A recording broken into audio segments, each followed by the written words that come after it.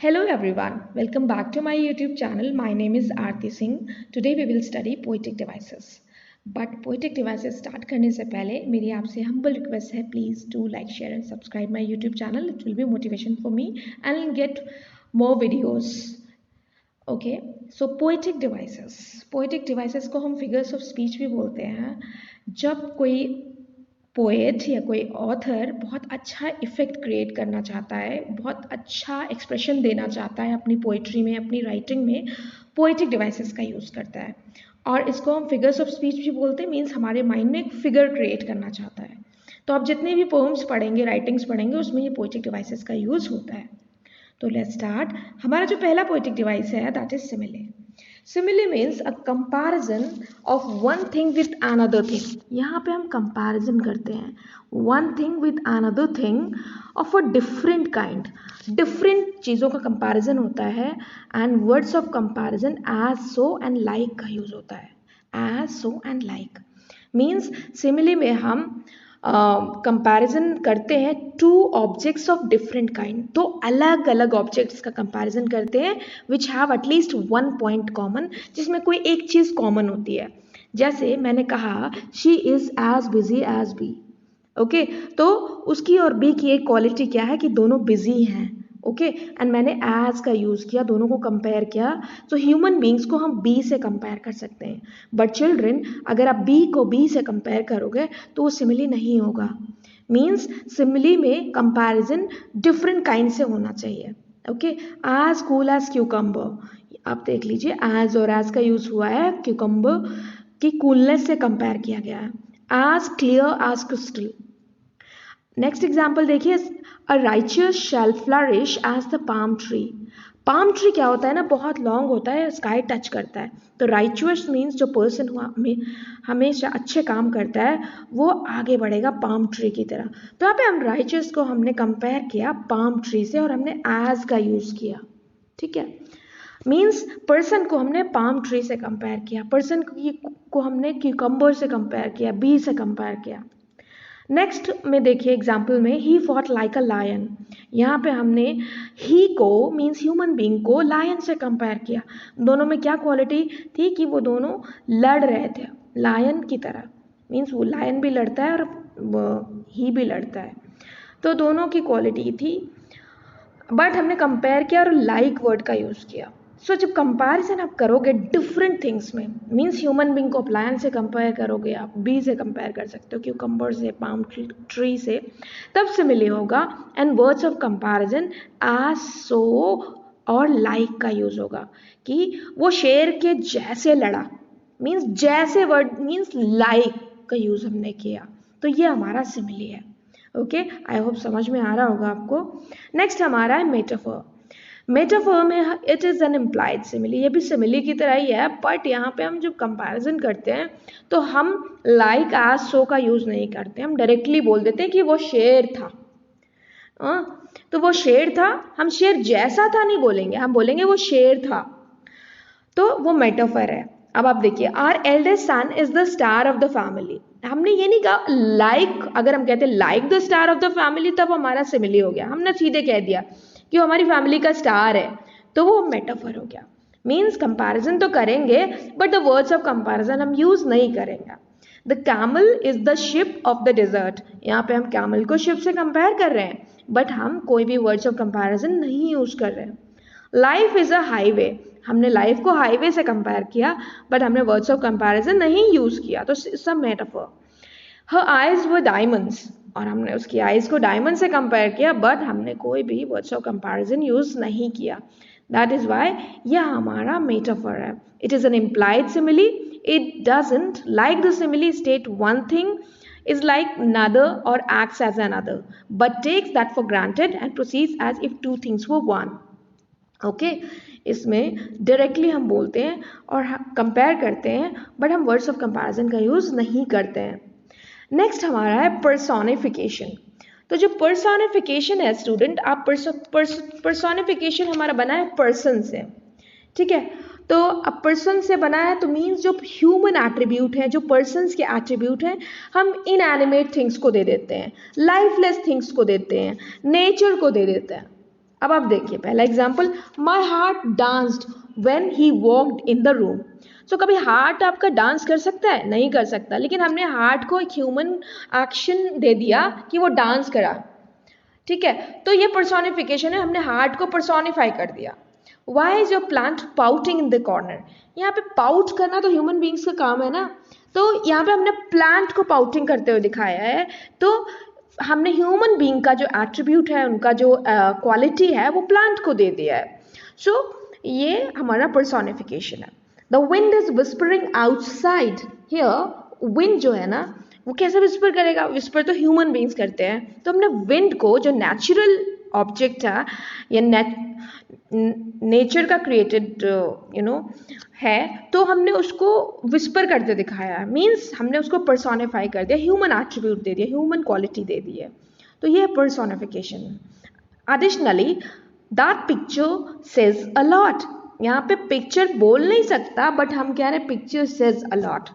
हाँ, तो हमने पिक्चर को पर्सोनिफाई कर दिया कि पिक्चर बोल रहा है। यहाँ पे कुछ लोग कहते नहीं ये फोटो तो एकदम बोल देगी ऐसा लग रहा है, तो हम उसको पर्सोनिफाई कर देते हैं, मीन्स हम उस जो ह्यूमन बींग्स के एट्रीब्यूट्स हैं, इंटेलिजेंस हैं और क्वालिटीज़ हैं, हम किसी चीज़ों को दे देते हैं, जैसे मून स्माइल्स, तो यहाँ पे भी पर्सोनिफिकेशन है। तो पर्सोनिफिकेशन में क्या होता है, inanimate object and abstract notions are spoken of as having life and intelligence.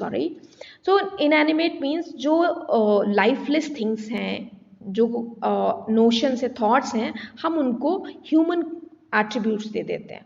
Okay, so I hope ये आपको समझ आ रहा होगा। पर्सोनिफिकेशन हमने पर्सोनिफाइड किया, माई हार्ट को यहाँ पे प्लांट को पर्सोनिफाई किया, विंड को पर्सोनिफाई किया, एंड यहाँ पे पिक्चर को पर्सोनिफाई किया। नेक्स्ट इज हमारा एलिटरेशन। सो एलिटरेशन में क्या होता है students, this consist in the repetition of the same sound और syllable at the beginning of 2 or more words. Okay, तो एलिटरेशन आप बहुत ध्यान से देखो, इसमें जो है ना रिपीटेशन होता है। रिपीटेशन किस चीज़ का होता है भाई? रिपीटेशन होता है सेम साउंड का होता है और सिलेबल का होता है, बिगिनिंग और 2 more वर्ड्स। तो आप देखो, wilful waste makes a woeful want, यहाँ पे आप देखिए WW रिपीट हो रहा है, लेटर रिपीट हो रहा है, ठीक है। तो एलिटरेशन साउंड्स पे भी चलता है और लेटर्स पे भी चलता है। Black bug bit big black bear, यहाँ पे देखिए बी रिपीट होते चले जा रहे हैं, तो ये हमारा एलिटरेशन है, repetition of the same sound और सिलेबल और letter. Okay, sheep should sleep in a shed. Okay, so this is alliteration where repetition of the same sound or same letter, especially consonants are repeated. Consonant repeat हुए हैं, आप देखिए पहले example में WW repeat होता चला गया, दूसरे में BB, तीसरे में SS। नेक्स्ट हमारा है एसोनेंस। एसोनेंस स्टूडेंट्स, ये हमारा रिपीटेशन ऑफ आइडेंटिकल और सिमिलर वोवल साउंड का रिपीटेशन होता है। किसका रिपीटेशन? वोवल साउंड्स का, वोवल्स का। अब देखो यहाँ पे example number 1, go slow over the road, यहाँ पे ओ का रिपीटेशन हुआ, ओ हमारा वोवल है।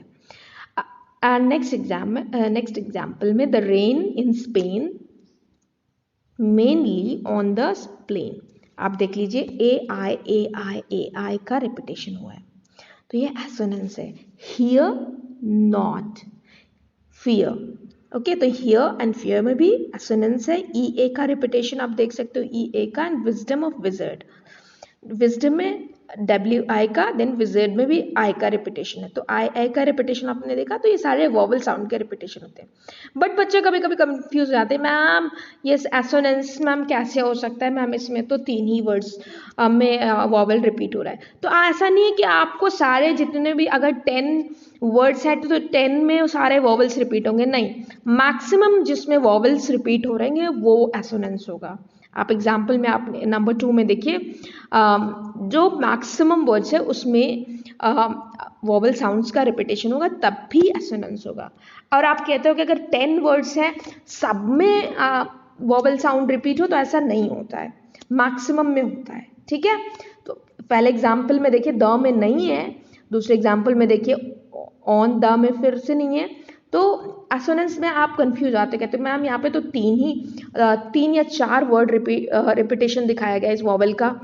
तो ऐसा नहीं कि सब में आपको मिलेगा, मैक्सिमम वर्ड्स में आपको जब वॉवल साउंड रिपीटेड मिलता है, वॉवल रिपीटेड मिलता है, तो वो एसोनेंस होता है।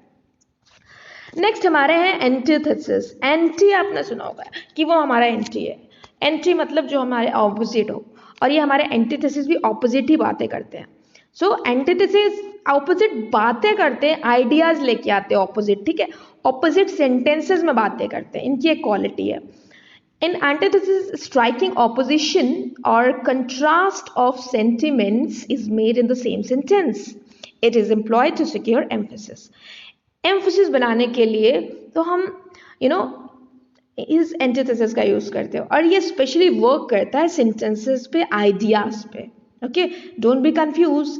Man proposes, God disposes. यहाँ पे 2 सेंटेंसेस यहाँ पे दिए, man proposes and God disposes, दो ऑपोजिट कंट्राडिक्टरी सेंटेंसेस, क्योंकि एंटी वाले। Okay, to err is human, to forgive is divine. तो यहाँ पे err is human and forgive is divine, आप देख सकते हो, human and divine. Many are called but few are chosen. So यहाँ पे भी एंटीथेसिस है। तो एंटीथेसिस जो है ना, वो सेंटेंस पे वर्क करता है, वो आइडियाज पे वर्क करता है, ठीक है। कौन से आइडियाज? स्ट्राइकिंग ऑपोजिशन, जो आपस में ऑपोजिट होंगे, ठीक है। मैन प्रपोजेस, गॉड डिस्पोजेस, आप देख सकते हो 2 सेंटेंसेस रिपीट हुए हैं यहाँ पे, सॉरी 2 सेंटेंसेस में कंट्रास्ट दिखाया गया है। टू एयर इज ह्यूमन यहाँ पे भी, the two forgive is divine यहाँ पे भी। तो antithesis works on sentences and ideas which are opposite, which are showing contrast. Okay, विरोधाभास दिखाता है, अलग अलग। और किस पे? सेंटेंसेस पे काम करता है एंटीथेसिस, ये याद रखिएगा, क्योंकि एक इनके छोटे भाई भी हैं, वो आपको कंफ्यूज करेंगे। इनके छोटे भाई हैं ऑक्सीमोरॉन। ऑक्सीमोरॉन जो क्या करते हैं, वो कहते हैं एंटीथेसिस सेंटेंसेस पे काम करेंगे, आइडियाज पे काम करेंगे, मैं वर्ड पे काम करूंगा। और कौन से वर्ड? सेल्फ कॉन्ट्राडिक्टरी वर्ड्स और ग्रुप ऑफ वर्ड्स। ओके, तो ऑक्सीमोरॉन जी जो है ना, वो वर्ड्स पे चलते हैं। वो कहते हैं life is a bitter sweet, तो ये बिटर एंड स्वीट को साथ साथ लेके चलते हैं, opposite words. My sister and I had a friendly fight over the lipstick, तो यहाँ पे फ्रेंडली और फाइट, ये दोनों ऑपोजिट चीजें हैं। ओके, तो यहाँ पे ऑक्सीमोरॉन जी ने ऑपोजिट वर्ड्स को रखा हुआ है, ठीक है। The carpenter left the bench completely unfinished, यहाँ पे कंप्लीटली अनफिनिश, तो कंप्लीटली अनफिनिश तो हो ही नहीं सकता, बट ऑपोजिट वर्ड्स यहाँ पे दिखाया है। जब कंट्रास्ट हम ऑपोजिट वर्ड के थ्रू दिखाते हैं तो वो हमारा ऑक्सीमोरॉन है। ऑक्सीमोरॉन वर्ड्स पे चलता है, कॉन्ट्राडिक्टरी वर्ड्स पे, और एंटीथेसिस हमारा कॉन्ट्राडिक्टरी सेंटेंसेस पे चलता है। I hope this will be clear to you. Next हमारे anaphora. So anaphora is a rhetorical device that features the repetition of the words or phrase at the beginning of the successive sentence. Oh, तो आपको क्या याद रखना है? Anaphora जो beginning में word repeat होता है, एक सेंटेंस के बिगिनिंग में जो रिपीट होता है, बेटा ये याद रखिएगा, क्योंकि कंफ्यूजन हो जाएगा फिर एनाफोरा एंड उनके ब्रदर रिपीटेशन में, ये दोनों आपस में आपको कंफ्यूज करेंगे। अब देखिए example, a time to plant, a time to reap, a time to kill, a time to heal, a time to laugh, a time to weep। तो हमने जो अंडरलाइन किया ना, a time, ये एनाफोरा है, ठीक है। ये हमेशा बिगिनिंग ऑफ द सेंटेंस के रिपीट होंगे। Okay, a time 3 bar repeat हुआ है, तो सेंटेंस के स्टार्टिंग में रिपीट हुआ है, वो हमारा एनाफोरा है, ठीक है। rhetorical device that features the repetition of a word or phrase at the beginning of the successive sentence। Next हमारा है रेपिटेशन, इन्हीं का रिश्तेदार है। तो रेपिटेशन कहता है कि literary device that involves intentionally using the words और phrase for effect 2 or more times in speech or written work। Repetition एक सेंटेंस में कई बार होता है। जब वो स्टार्टिंग में होता है तब वो एनाफोरा हो जाता है, ठीक है। जब बीच में एक पैसेज के बीच में अब रिपीट होता रहता है तो वो रेपिटेशन है, ठीक है। सेंटेंस के बीच बीच में आता रहता है तो वो रेपिटेशन है।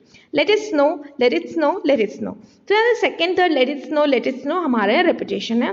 ये सेंटेंस के बीच में आते रहते हैं, पैसेज के बीच में आएंगे, ठीक है। स्टैंजा के बीच बीच में रिपीट होते रहते हैं। मीन्स जो सेंटेंस के स्टार्टिंग में रिपीटेशन होता है वो एनाफोरा होता है, ठीक है, वो बिगिनिंग में रिपीट करता है। एंड ये हमारे रिपीटेशन जी, ये हमारे बीच बीच में आते रहते हैं। ओ वो फुल, ओ वो फुल, वो फुल, वो फुल डे। आप देख सकते हो ये सब हमारे रेपिटेशन है। ओके, सो आई होप आपको समझ में आया होगा। रेपिटेशन बीच बीच में आता है and anaphora starting of the आपका जो स्टैंजा की लाइन होती है उसके लाइन के स्टार्टिंग में आता है, सेंटेंस के स्टार्टिंग में। रेपिटेशन बीच बीच में आता है पैसेज एंड सेंटेंस के। सो आई होप आपको समझ में आया होगा आज का वीडियो।